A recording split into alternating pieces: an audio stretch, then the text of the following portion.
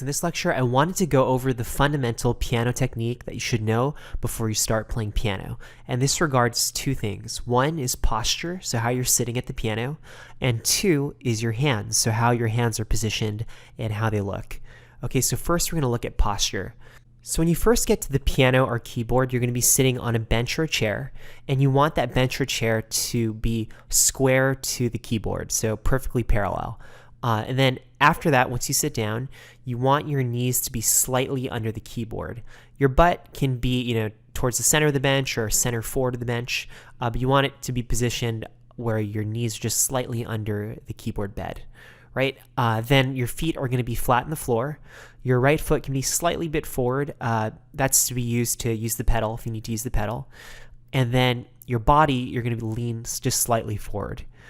Your arms you want to let hang loose from your shoulders, and you want your elbows to be slightly higher than the keys. So if your elbows are lower than the keys, then you might want to sit on a book, or if you have one of those chairs or benches that can raise the height of it, you can raise the height of it, then you want to raise the height of it.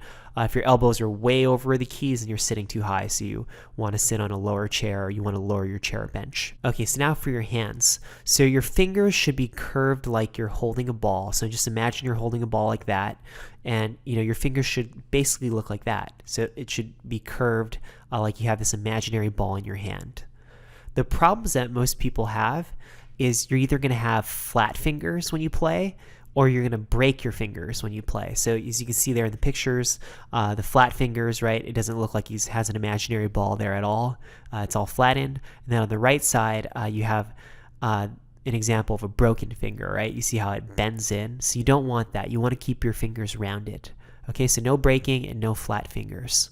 Instead, you want to play on your fingertips. So you want it to look like this, where you have that nice ball shape and you're playing right on your fingertips. If you have really long nails, then you should really cut them, because if you have long nails and you're playing, it's going to sound clickety-clackety. You're going to hear the sound of your nails. Also, it's going to make it harder for you to maintain that imaginary ball shape and really play on the fingertips and the flesh of your fingers. But that's it. So that's basically the basic posture that you need to have. It's pretty straightforward. And also the hand positioning that you should have. So, keep it in that ball shape, and, don't use flat or broken fingers. All right, so that's it for this lecture. I will see you in the next one.